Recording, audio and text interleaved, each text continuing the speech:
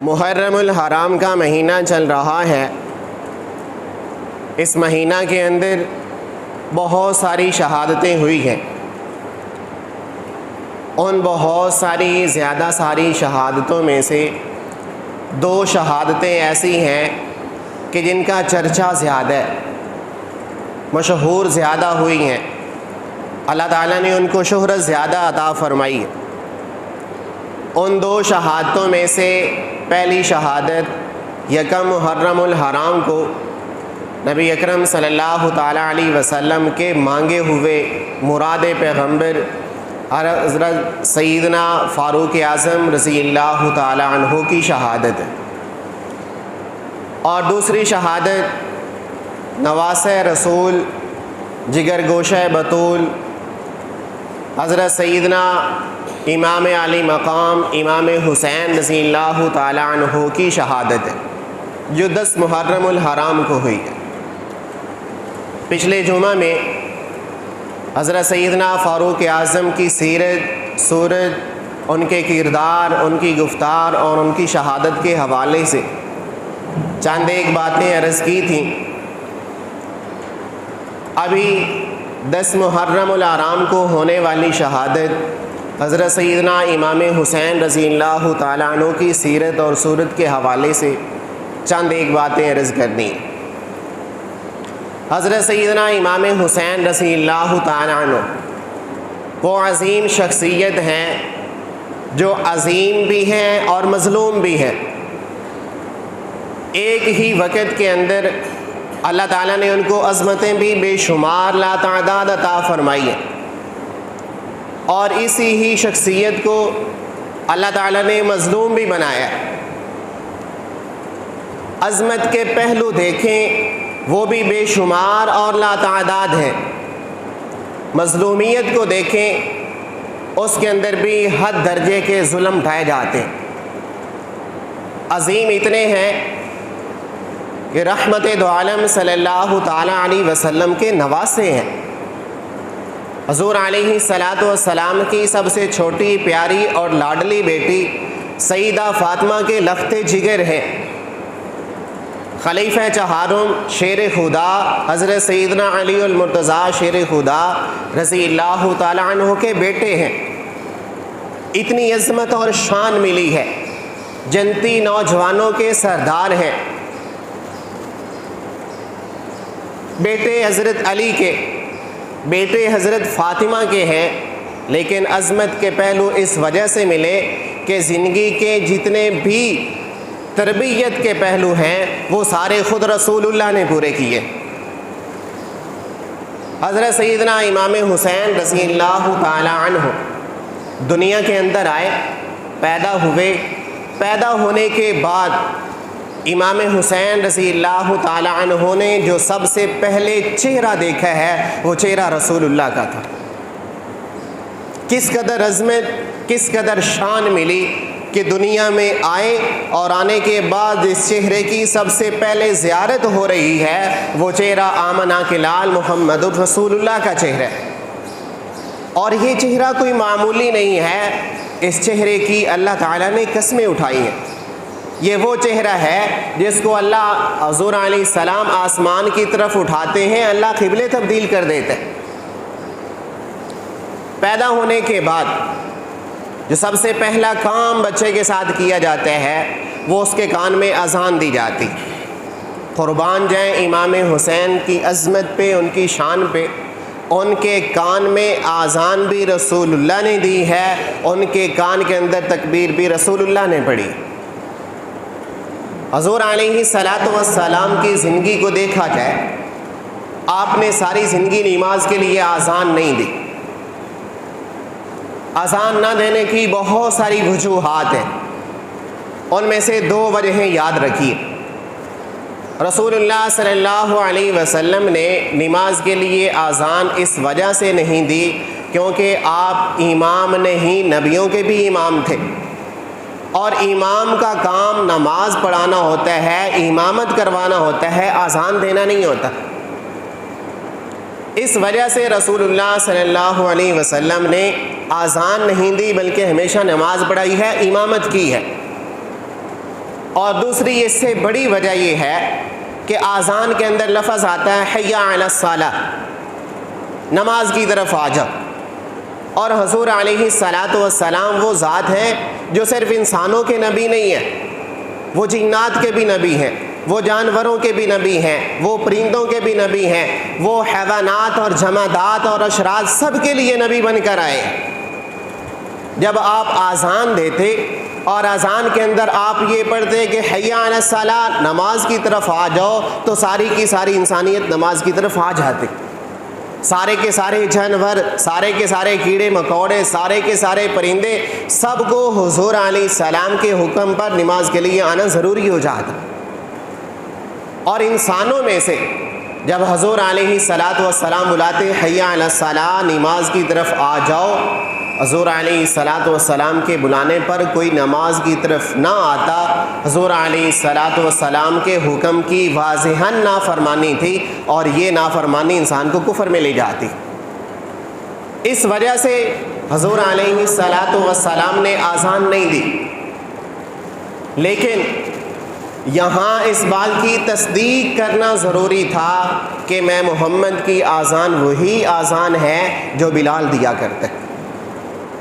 تو بلال رضی اللہ تعالیٰ عنہ کی آذان کی تصدیق کرنے کے لیے امام حسین رضی اللہ تعالیٰ عنہ کی ولادت کے موقع پر حضور علیہ السلام نے آذان دے کر بتا دیا میں محمد کی آذان وہی آذان ہے جو حضرت بلال دیتے۔ آذان کے بعد اگلا پہلو یہ ہوتا ہے بچے کو گھٹی دی جاتی۔ ہمارے آج کے دور میں 14 صدیاں گزر جانے کے بعد ہم میں سے کسی کو پتہ چل جائے مجھے فلاں بزرگ کی گھٹی ہے، مجھے حضرت لاہوری نے گھٹی دی، مجھے امیر شریعت نے گھٹی دی، مجھے سیال شریف والوں نے گھٹی دی، مجھے علی پور سیداں شریف والوں نے گھٹی دی، مجھے سلطان باہو والوں نے گھٹی دی، بڑے فخر سے انداز سے کہا جاتا ہے۔ قربان جائیں امام حسین کی عظمت اور شان پر جن کو گھٹی بھی رسول اللہ نے دی ہے۔ اور ہمارے ہاں جو گھٹی دی جاتی ہے شہد کے ساتھ لگا کر گھٹی دے دیتے، کھجور کے ساتھ دے دیتے، یا کوئی بھی اور گڑ وغیرہ میٹھی چیز استعمال کر لی جاتی ہے۔ امام حسین کی عظمت اور شان دیکھیے، ان کو گھٹی رسول اللہ نے منہ سے اپنا لعاب نکال کر دی۔ اور حضور علیہ الصلاۃ والسلام کا لعاب کوئی عام لعاب نہیں ہے، اس کے اندر اللہ تعالیٰ نے بہت ساری تاثیریں رکھی ہیں۔ اس لعاب کے اندر حضور علیہ السلام کے لعاب میں اللہ نے شفا بھی رکھی ہے، اللہ نے برکت بھی رکھی ہے، اللہ نے مٹھاس بھی رکھی ہے۔ برکت کتنی ہے؟ حضرت جابر رضی اللہ تعالیٰ عنہ کی ایک چھوٹی سی ہانڈی ہے، کنی، جس کے اندر 4 سے 5 بندوں کا کھانا بن سکتا ہے۔ حضرت جابر رضی اللہ تعالیٰ عنہ نے حضور علیہ السلام کی ساتھ 2-3 اور صحابہ کی دعوت کی۔ جب کھانا تیار ہو گیا حضرت جابر رضی اللہ تعالیٰ عنہ کو فرمایا جابر تم نے ہانڈی کو کھولنا نہیں ہے، آٹے والی پرات کو ہلانا نہیں ہے، میں آؤں گا اس کو خود دیکھوں گا۔ حضور علیہ السلام آئے، اپنا لعاب نکال کر ہانڈی میں بھی ڈال دیا، آٹے میں بھی ڈال دیا، فرمایا اب اس کو استعمال کرتے جاؤ۔ وہ ایک چھوٹی سی ہانڈی، جب اس میں حضور علیہ السلام کا لعاب گیا، ہزاروں افراد نے کھانا کھا لیا، وہ ہانڈی پھر بھی ختم نہیں ہوئی۔ اتنی زیادہ حضور کے لعاب میں اللہ تعالیٰ نے برکت رکھی ہے۔ اور بات دیکھیں مٹھاس کی، مکے والے آ کر شکایت کرنے لگے، یا رسول اللہ ہمارے پاس ایک کنواں ہے، پانی اتنا کڑوا ہے جیسے ہی پیتے ہیں منہ پھول جاتا ہے، بیماریاں پیدا ہونے لگ جاتی، اتنا نمکین ہے حلق سے نیچے نہیں اتارا جاتا۔ حضور علیہ الصلاۃ والسلام تشریف لائے، اپنے منہ سے لعاب نکال کر اس کنویں میں ڈالا۔ مفسرین سیرت نگار لکھتے ہیں اس کنویں کا پانی اتنا میٹھا ہو گیا جتنا شہد میٹھا ہوا کرتا ہے۔ جب کبھی مشروب کسی کو پلانا یا خود پینا ہوتا تو اس کنویں کا پانی مشروب میٹھے پانی کے طور پر استعمال کیا جاتا ہے۔ لعاب کے اندر مٹھاس بھی ہے، لعاب کے اندر برکت بھی ہے، اور اسی لعاب کے اندر اللہ نے شفا بھی رکھی۔ ابو بکر رضی اللہ تعالیٰ عنہ کی ایڑی پر سانپ نے ڈنگ مارا، یہی لعاب ہی تو لگا، اللہ نے شفا عطا فرما دی۔ علی رضی اللہ تعالیٰ عنہ کی آنکھیں دکھتی ہیں، حضور علیہ السلام نے یہی لعاب ہی تو لگایا، اللہ نے شفا عطا فرما دی۔ تو اس لعاب کے اندر مٹھاس بھی ہے، اس کے اندر برکت بھی ہے، اس کے اندر شفا بھی ہے۔ اسی لعاب کو لے کر حضور علیہ السلام نے امام حسین رضی اللہ تعالیٰ عنہ کو گھٹی بھی دی ہے۔ گھٹی دینے کے بعد اگلا کام ہوتا ہے بچے کا نام رکھنا۔ حضور علیہ السلام تشریف لائے، علی بیٹے کا نام کیا رکھا ہے؟ یا رسول اللہ میں نے بیٹے کا نام رکھا ہے حرب۔ فرمایا اس کا نام حرب نہیں ہے، حرب کا معنی ہے جنگجو، جنگ لڑنے والا۔ یہ جنگ لڑنے والا نہیں ہے، یہ جنگ لڑنے والوں کے درمیان صلح کروانے والا، اس لیے اس کا نام حرب نہیں، اس کا نام حسین ہے۔ حضور علیہ السلام کی سیرت طیبہ، آپ کی زندگی کو دیکھا جائے، آپ کی زندگی کے اندر آپ کے سامنے بہت سارے نام آئے، جو نام آپ کو اچھا لگتا اس نام کو آپ باقی رکھتے، اور جس نام اور نام کے معنی کے اندر کوئی خرابی نظر آتی، حضور علیہ السلام اسی مجلس میں ہی اس کے نام کو تبدیل کر دیا کرتے۔ ایک موقع پر ایک عورت تشریف لائی، حضور علیہ السلام سے باتیں کرنے لگی۔ حضور علیہ السلام نے پوچھا تیرا نام کیا ہے؟ وہ فرمانے لگی یا رسول اللہ میرا نام ہے عاصیہ۔ عاصیہ کا معنی ہے نافرمانی کرنے والی۔ حضور علیہ السلام نے فرمایا تیرا نام عاصیہ نہیں ہے، تیرا نام تو جمیلہ ہے، تو گناہ کرنے والی نہیں ہے، اللہ نے تجھے حسن دیا تو خوبصورت ہے۔ اسی طرح ایک صحابی تشریف لائے، کیا نام ہے؟ فرمایا عاصی۔ فرمایا تیرا نام عاصی نہیں ہے، عاصی کا معنی ہے گناہ کرنے والا، تیرا نام تو مطیع ہے، تو فرما برداری کرنے والا ہے۔ اسی طرح بے شمار مثالیں، جب بھی حضور علیہ السلام کے سامنے کوئی ایسا نام آتا جس نام کے معنی میں کوئی قباحت، کوئی خرابی نظر آتی، اسی مجلس میں ہی حضور اس کے نام کو تبدیل فرما دیتے۔ ہمارے آج کے دور کے اندر کچھ سیکولر لوگ مذہبی سکالر کے نام سے مشہور ہو کر حضرت سیدنا امیر معاویہ رضی اللہ تعالیٰ عنہ کے نام پر طعن کرتے۔ ان کا نام تو ٹھیک نہیں ہے، ان کے نام کے اندر بہت ساری خرابیاں پائی جاتی، ان کا نام ایسا ہے، اپنی طرف سے باتیں بنا کر لوگوں کے ذہن خراب کرتے ہیں۔ حضور علیہ السلام کی سیرت کو دیکھا، جب بھی کوئی نام نظر آتا ہے جس کے معنی میں خرابی ہے، کوئی قباحت ہے، اس نام کو تبدیل کر دیتے ہیں۔ اگر نام معاویہ میں کوئی خرابی، کوئی قباحت نظر آتی تو جیسے دوسرے نام تبدیل کیے ساتھ یہ بھی نام تبدیل کر دیتے۔ آپ نے اس نام کو تبدیل نہیں کیا، بلکہ یہی نام لے لے کر اللہ سے دعائیں کی ہیں، یا اللہ معاویہ کو کتاب کا علم عطا فرما۔ یہی نام لے لے کر حضرت امیر معاویہ رضی اللہ تعالی عنہ کو خوشخبریاں سنائی ہیں۔ تو یہی نام بار بار حضور کی زبان پر آتا رہا۔ اگر اس کے معنی میں کوئی خرابی، کوئی قباحت ہوتی تو جیسے دوسرے نام تبدیل کر دیے تھے، ایسے ہی یہ نام بھی تبدیل فرما دیتے۔ 7واں دن آیا، حضرت سیدنا امام حسین رضی اللہ تعالیٰ عنہ کے سر کے بال اتار کر ان کے برابر چاندی صدقہ بھی رسول اللہ نے خود کی ہے۔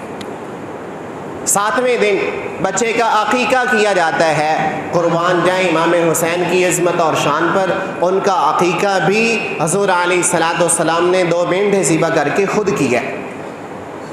ابتدا سے لے کر انتہا تک، جب تک حضور علیہ السلام زندہ رہے، آپ نے تربیت کے، پرورش کے سارے مراحل خود پورے کیے۔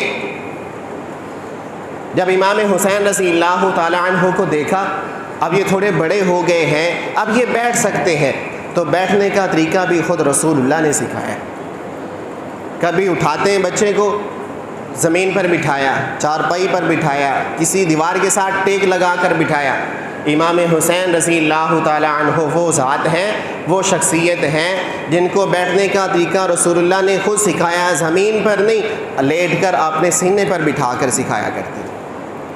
خود لیٹ جاتے، امام حسین کو اپنے سینے پر بٹھاتے، بازوؤں سے پکڑے رکھتے، پھر چھوڑ دیتے، تھوڑی دیر کے لیے بیٹھتے، جب وہ گرنے لگتے پھر پکڑ لیتے تھے۔ یوں اپنے سینے پر بٹھا کر امام حسین کو بیٹھنے کا طریقہ سکھایا۔ پھر جب اور بڑے ہو گئے، کھڑے ہونے کا وقت آیا، کھڑے ہونے کا طریقہ بھی رسول اللہ نے سکھایا۔ کھڑے ہو جانے کے بعد بچہ چلنے لگتا ہے، چلنے کا طریقہ بھی خود رسول اللہ نے سکھایا۔ بچے کو انگلی پکڑ کر چلنا سکھایا جاتا ہے، حضور علیہ الصلاۃ والسلام نے امام حسین رضی اللہ تعالیٰ عنہ کو چلنے کا طریقہ کچھ یوں سکھایا، خود سیدھے لیٹ جاتے، اپنے اوپر امام حسین کو کھڑا کر لیتے، بازوؤں سے پکڑ لیتے، یہاں ٹانگوں سے چلانا شروع کرتے، یہاں اپنے کندھوں تک لے آتے، پھر اٹھا کر پیچھے کھڑا کرتے، پھر وہاں سے چلانا شروع کرتے، یوں چلا چلا کر حضور علیہ السلام نے امام حسین کو چلنے کا طریقہ بھی خود سکھایا۔ اتنے لاڈ ہیں، اتنے پیار ہیں، بیٹے علی کے ہیں، بیٹے حضرت فاطمہ کے ہیں، لیکن تربیت کے سارے مراحل خود رسول اللہ نے پورے کیے، اور اپنی زندگی کے اندر ہی رسول اللہ صلی اللہ علیہ وسلم نے ان کے لیے خوشخبریاں سنائی ہیں۔ ایک موقع پر رسول اللہ صلی اللہ علیہ وسلم ممبر پہ تشریف فرما خطبہ دے رہے، مسجد نبوی ہے، مسجد نبوی کی دیواریں چھوٹی چھوٹی ہوا کرتی، کوئی بیر سے گزر رہا ہے وہ صاف نظر آ جاتا۔ رسول اللہ صلی اللہ علیہ وسلم کی نظر پڑی، دیکھا دونوں شہزادے آ رہے، اپنے جمعے کا خطبہ چھوڑ دیا، ممبر سے نیچے اترے، دونوں کو اٹھایا، ایک طرف حسن ہے ایک طرف حسین ہے، دونوں کو اٹھا کر باقی خطبہ پھر دوبارہ ممبر پر آ کر دینا شروع کر دی۔ جب خطبہ جاری ہو، خطبہ چھوڑ کر کسی اور کام میں مشغول نہیں ہوا جاتا، لیکن یہ خاصیت ان دونوں شہزادوں کو ہی حاصل ہے کہ ان کے لیے رسول اللہ نے خطبہ چھوڑ کر دونوں کو اٹھا کر پھر خطبہ دیا۔ انہی دونوں شہزادوں کے بارے میں نبی اکرم صلی اللہ تعالیٰ علیہ وسلم نے خوشخبری دی، الحسن والحسین سیدا شباب اہل الجنہ، حسن اور حسین یہ جنتی نوجوانوں کے سردار ہیں۔ مفسرین نے اس کی تفسیر لکھی، فرمایا یہ جب جنت میں جانا ہے تو کوئی چھوٹا ہے وہ بھی وہاں جا کر جوان ہو جائے گا، جو جوان ہے وہ بھی جنت میں جوان ہی رہے گا، کوئی بڑھاپے کی حالت میں فوت ہو رہا ہے جنت میں جا کر تو وہ بھی جوان ہو جائے گا۔ پھر اس کا مطلب یہ ہوا کہ ساری کی ساری انسانیت نے جنت میں، جن کے لیے جنت مقدر ہے، جب وہ جنت میں جائیں گے تو سارے ہی جوان ہوں گے، امام حسین سب کے سردار بن گئے۔ فرمایا ایسا نہیں ہے، امام حسین رضی اللہ تعالیٰ عنہ جنتی نوجوانوں کے سردار ہیں۔ اس کا مطلب یہ ہے کہ دنیا کے اندر رہتے ہوئے جو شخص جوانی کی حالت میں وفات پا جاتا ہے، امام حسین جنت میں اس کے سردار بنیں گے۔ اور اسی حدیث میں جس میں یہ بتایا گیا کہ الحسن والحسین سیدا شباب اہل الجنہ، اسی ہی حدیث کے اندر نبی اکرم صلی اللہ تعالیٰ علیہ وسلم فرماتے ہیں ابو بکر و عمر سیدا کہول اہل الجنہ، ابو بکر اور عمر جنتی بڑھاپے والے لوگوں کے سردار ہوں گے۔ تو جوانوں کے سردار حسن اور حسین ہیں، جو بڑھاپے کی عمر میں فوت ہوئے ان کے سردار ابو بکر اور عمر ہیں۔ اللہ کا نظام دیکھیے، حضرت امام حسن امام حسین جنتی نوجوانوں کے سردار ہیں، لیکن دونوں بڑھاپے کی حالت میں وفات پائی اور شہید ہوئے، تو یہ دونوں شہزادے جنت میں جا کر نوجوانوں کے سردار بنیں گے۔ ابو بکر و عمر جیسے بڑھاپے والوں کے سردار ہیں، ایسے ہی یہ حسن اور حسین کے سردار بن گئے۔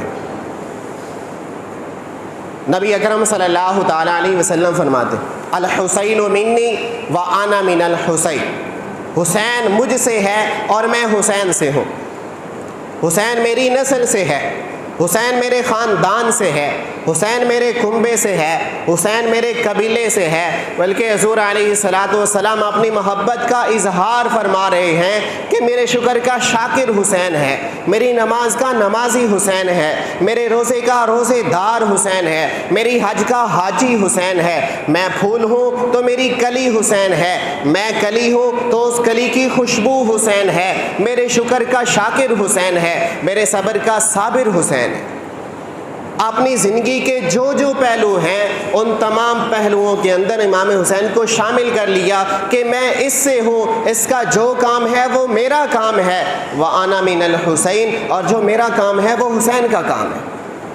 اپنے ساتھ تعلق، اپنے ساتھ ربط، اپنے ساتھ رشتہ داریاں، اپنے ساتھ خوشخبریاں اور خود طبیعت کے سارے مراحل پورے کر کے بتا دیا کہ حسین مجھ سے ہے، میں حسین سے ہوں۔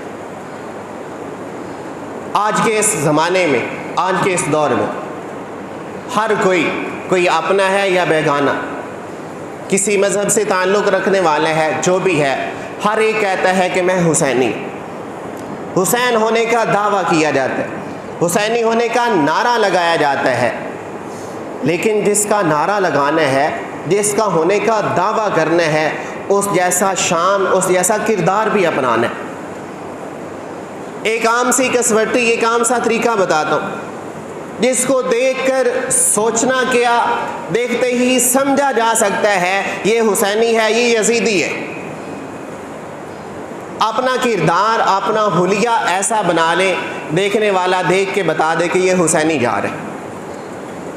تیری پگڑی بتائے کہ تو حسینی ہے، تیرے چہرے پر آنے والی داڑھی بتائے کہ تو حسینی ہے، تیرا لباس بتائے کہ تیرا لباس امام حسین والا ہے، نماز ایسی پڑھو کہ نماز بتائے کہ یہ حسینی نماز ہے، اذان وہ ہو کہ اذان بتائے کہ یہ حسینی اذان ہے، عبادات اور عقائد ایسے رکھیں کہ عبادات اور عقائد کو دیکھ کر پتہ چل جائے کہ یہ حسینی جا رہا ہے۔ نام امام حسین کا لیں، امام حسین نے تو کربلا میں سر کٹا دیا، نماز کو نہیں چھوڑا، ساری زندگی نماز ایک بھی نہیں پڑھی، نعرہ لگا رہے ہیں کہ میں حسینی ہوں۔ امام حسین رضی اللہ تعالیٰ نے چہرے پر داڑھی سجائی ہے، اپنے نانا رسول اللہ کی سنت کو ادا کی ہے، چہرے پر داڑھی نہیں ہے اور نعرہ یہ ہے کہ میں حسینی ہوں۔ امام حسین رضی اللہ تعالیٰ نے ان جیسا کردار اپنانا ہوگا، ان جیسی شکل و صورت بنانی ہوگی، ان جیسے اعمال کرنے ہوں گے۔ آپ کے اعمال، آپ کا کردار، آپ کی رات، آپ کا دن، آپ کی عبادات، آپ کی نماز، آپ کا روزہ، آپ کا سجدہ، آپ کا قیام، آپ کی تلاوت، یہ سارا کچھ ایسا ہو جائے کہ دیکھتے ہی پتہ چل جائے اس کا تعلق حسین کے ساتھ ہے، اس کا تعلق یزید کے ساتھ ہے۔ یہ ایک کسوٹی ہے، یہ ایک طریقہ ہے، یہ ایک قانون ہے، یہ ایک ضابطہ ہے، یہ ایک کلیہ ہے، یہ ایک طریقہ ہے جس کو دیکھتے ہی بندہ پہچان سکتا ہے اس کا تعلق حسین کے ساتھ ہے یا اس کا تعلق یزید کے ساتھ ہے۔ اگر ہم حسینی ہیں، حسین ہونے کا دعویٰ کرتے ہیں، تو پھر ہمیں حسینی کردار اپنانا ہوگا، ہمیں حسینی بن کے دکھانا ہوگا۔ صرف زبان کے نعرہ لگانے سے، زبان سے کہہ دینے سے ہم حسینی نہیں بن سکتے۔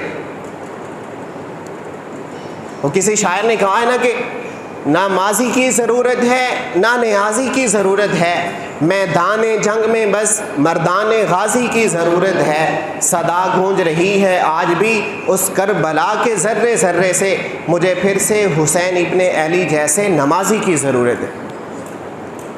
ہمارے اندر وہ نماز آ جائے کہ جس پہ نمازی رشک کرنے لگ جائے۔ امام حسین رضی اللہ تعالیٰ عنہ میدان جنگ ہے، اپنے بیٹے، اپنے بھائی، اپنے کنبے والے، اپنے قبیلے والے، ایمان والے آپ کے سامنے کاٹے جا رہے ہیں، تلواریں چلائی جا رہی ہیں، نیزے چل رہے ہیں، خنجر چل رہے ہیں، میدان جنگ ہے، 72 شہید ہو چکے ہیں، لیکن پھر بھی اپنی نماز کو چھوڑا نہیں۔ ایسی حالت میں بھی اللہ کے ہاں سجدہ ریزی کی ہے، اور ہماری حالت دکان چھوڑ کر نماز کے لیے نہیں آ سکتے، اپنا کام چھوڑ کر نماز کے لیے نہیں آ سکتے، بیوی بچوں کو چھوڑ کر نماز کے لیے نہیں آ سکتے، اور جب نعرہ لگنا ہے سب سے پہلے میں پکا حسینی ہوں، ہمارا تعلق حسین کے ساتھ ہے، وہ حسین کے ساتھ ہے تو پھر حسین جیسا کردار بناؤ، حسین جیسی نماز لے آؤ، حسین جیسی اذان لے آؤ، حسین جیسا لباس لے آؤ، حسین جیسی شکل و صورت اپنا لو، تمہاری شکل و صورت، تمہارا دن رات، تمہاری عبادات بتائیں کہ تم حسینی ہو۔ صرف زبان کے ساتھ نعرہ لگانے سے ایک بندہ یہاں کھڑا ہو جائے کہ میں حاجی ہوں، حج کیا نہیں ہے، حاجی ہونے کا دعویٰ کرتا رہے، تو کوئی بھی اس کو حاجی ماننے کے لیے تیار نہیں ہوگا۔ ایسے ہی ہم حسینی ہیں، ہم حسینی ہیں، ہمارا تعلق کل بھی حسین کے ساتھ تھا، ہمارا تعلق آج بھی حسین کے ساتھ ہے، ہمارا تعلق قیامت تک حسین کے ساتھ رہے گا۔ زبان کے ساتھ تو ہم میں سے ہر ایک کہتا ہے، لیکن حسین جیسا کردار کون اپنا رہا ہے؟ حسین جیسی سنت کس نے اپنائی ہے؟ حسین جیسی داڑھی کس نے رکھی ہے؟ حسین جیسا امامہ کس نے باندھا ہے؟ حسین جیسا لباس کس نے پہنا ہے؟ حسین جیسی نماز کس نے پڑھی ہے؟ حسینی کردار اپنائیں گے تو پتہ چلے گا ہمارا تعلق حسین کے ساتھ ہے۔ نام حسین کا لے کر کام سارے یزید والے کرتے رہیں تو یہ منافقت ہے، اللہ کے ہاں منافقت نہیں چلتی۔ اللہ کو یہ منافقت پسند نہیں ہے، جو زبان پہ ہے کردار میں بھی وہی ہونی چاہیے۔ اللہ ہم سب کو عمل کرنے کی توفیق نصیب فرمائے۔